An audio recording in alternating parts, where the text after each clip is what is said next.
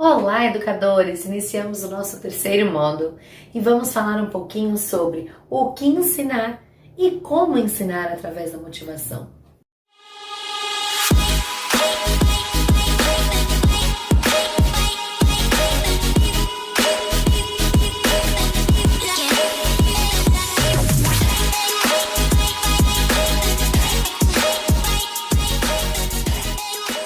Vamos lá? Bom, o que ensinar é uma decisão que parte do governo, não é mesmo? Da BNCC, das leis que foram regidas aí na nossa educação. Então, nós sabemos o que a gente precisa ensinar, aonde o nosso aluno tem que chegar, com quais habilidades ele tem que terminar aquele ano letivo. Mas, como ensinar aí é a sua escolha, a escolha do professor, a escolha do educador. No geral, nós temos que ter as experiências de vida e as inspirações para educar, que é um pouquinho do que a gente já vem falando durante todo este curso Currículo Criativo, né? Partir das experiências dessa criança, dos objetivos, das preferências, das habilidades, das defasagens que existem neste grupo e a partir daí, e através de tudo isso que nós observamos e registramos, nós desenhamos o nosso currículo criativo, né? Partindo das vivências dos nossos alunos. E eu tenho certeza que vocês vão conseguir explorar bastante essa criatividade e alcançar os melhores resultados. Conecte problemas da vida real com os tópicos a serem abordados no currículo. Então, o objetivo: ensinar a subtração. Subtraia R$ 2,45 de R$ 10. Como é que a gente vai fazer isso? A gente vai dar a folhinha, né? O probleminha para a criança resolver? Dê papel e caneta, dê as moedas, utilize as moedas na lousa, recursos digitais, desenho, simulem um mercadinho na sua sala de aula, dê o dinheirinho para manusear, não tem dinheirinho, faz de massinha, confecciona, usa criatividade, não é mesmo? Vamos explorar. Será que existe só uma forma de aprender? Será que todos aprendem igualmente? Do mesmo jeito? No mesmo tempo? Com certeza não. Você vai ter aquele que vai precisar do audiovisual, você vai ter aquele que vai precisar do contato direto, você vai ter aquele que vai precisar do concreto, você vai ter aquele que vai precisar do lápis e caneta e rabiscar e escrever, até conseguir chegar ao resultado que você almeja. Mas use a criatividade, explore diferentes recursos. Ensinando a matemática utilizando um gancho. Estimule os alunos com algo que você goste. Porque se você não gostar, como é que eles vão gostar? Se você não gosta, como é que você vai falar para eles que aquilo é uma coisa positiva, que é uma coisa legal? Então você também tem que pensar nas suas preferências pessoais. O que você gosta de fazer? Como você gosta de fazer? Estimule os alunos a algo com algo que eles gostem. Então, as preferências dos alunos estão também colocada à prova aí nesse momento. Não é mesmo? Não adianta você gostar e eles não. Não adianta eles gostarem e você não. É um conjunto. Conecte os aprendizados com as vivências do dia a dia. Então, faça um estímulo, faça com que eles pesquisem, traga esse olhar pesquisador, uma aula invertida. Hoje é o dia de vocês darem aula. Vocês vão pesquisar sobre o sabiá. Eu quero aprender tudinho sobre ele, hein? Olha só. Você vai trabalhar o animal ovíparo, o que tem pena, se tem bico, se tem dente, onde que vive, como se defende, do que se alimenta. Cada um deles vão pesquisar e vai trazer uma informação diferente para você. E ele vai estar lá na frente, apresentando, dando a aula, se colocando no seu lugar. Será que se o coleguinha brincar, sair do lugar, fazer bagunça, barulho, ele vai se sentir confortável estando ali na frente? Então ele vai entender como você se sente, não é mesmo?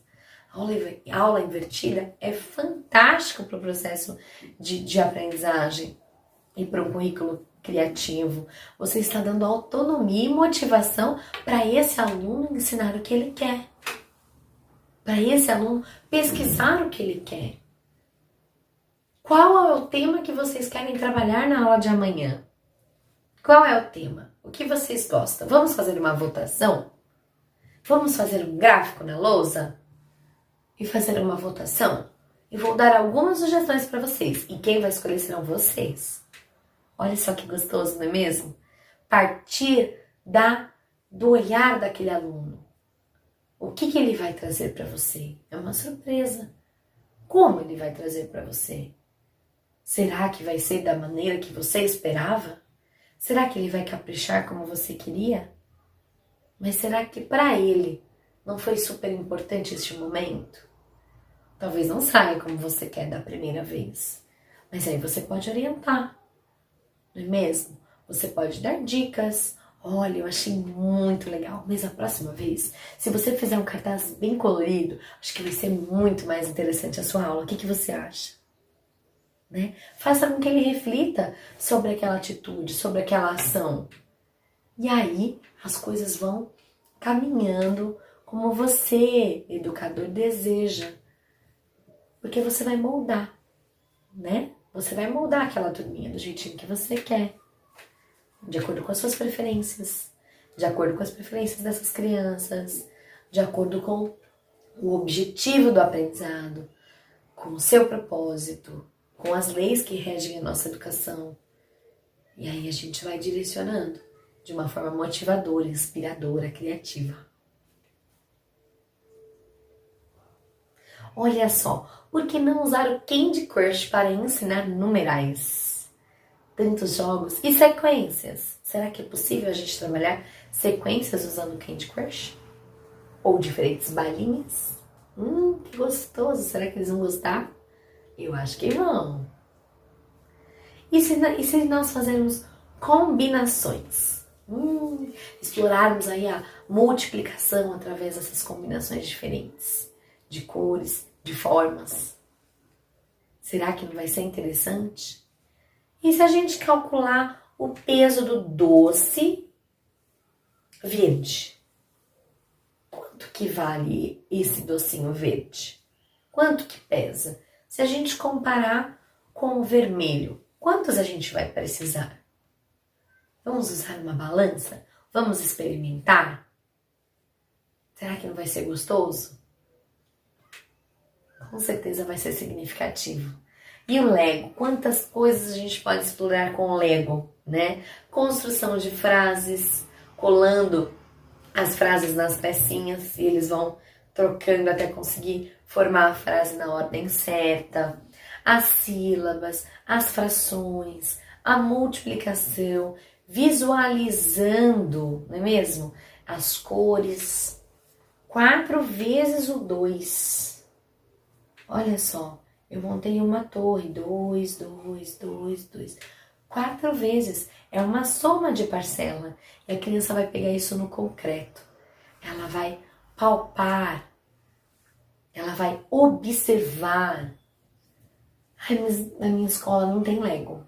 Tá bom, faz com palito de sorvete. Todo mundo tem palito de sorvete. E é tão baratinho a gente comprar o palitinho de sorvete para fazer. Por quê? Por que eu vou comprar para fazer? Não é minha obrigação, é a escola que tinha que ter. Mas qual é o seu propósito? Não é que o seu aluno aprenda? Será que a gente não precisa se colocar à frente e ceder algumas vezes para conseguir os melhores resultados? Qual é o seu propósito de vida? Qual é o seu propósito na sua profissão? Vamos fazer o melhor que a gente tem para fazer. Nós precisamos de uma educação adaptável, criativa, conectada, personalizada. Olha só, escrever um problema matemático cada dia da semana durante 1 ano. Olha só que interessante, fazer com que essa criança crie um problema matemático por dia. Quantas habilidades não estão sendo colocadas em prática aí? Para um aluno de 1º ano, de 2º ano, 3º. 4º, 5º, Fund 2. Educação infantil. Dá pra gente pensar numa situação de problema com a educação infantil? Com certeza dará. E se nós fizermos um mapa mental, vamos trabalhar sobre a água?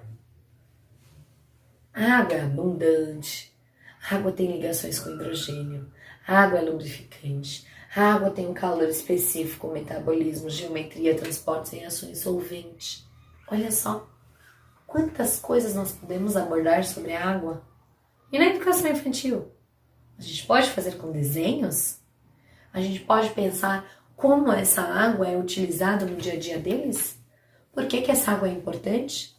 O que vai acontecer se a gente não utilizar da maneira adequada? Como nós podemos contribuir? A gente não pode fazer um mapa mental de desenhos? Puxando a setinha, montando um diagrama de lótus, por exemplo? Olha só quanta coisa boa, né? Que a gente pode desenvolver através da criatividade. Eu precisei de algum livro aqui, de algum material específico? De folhinha? Mas olha como as crianças estão pensando. Olha quantas oportunidades a gente está criando. Quantas habilidades estão sendo desenvolvidas que com certeza se transformarão em competências. Competências bem estabelecidas no desenvolvimento dessa aprendizagem. Olha lá o diagrama de lótus. Nós fazemos como se fosse um joguinho da velha. Vamos lá. Palavras que são usadas com S, palavras que são usadas o Z, mas que o S tem o som do Z. Fantasias, casas, meses, mesa e tantas outras, né? Que a criança pesquisou numa revista e colou para colocar aqui. S utilizado após a vogal, palavras com 2 S, palavras com um S só. É isso. O foco na aprendizagem, não no ensino. Diferentes formas de ensino. Vamos explorar essas crianças.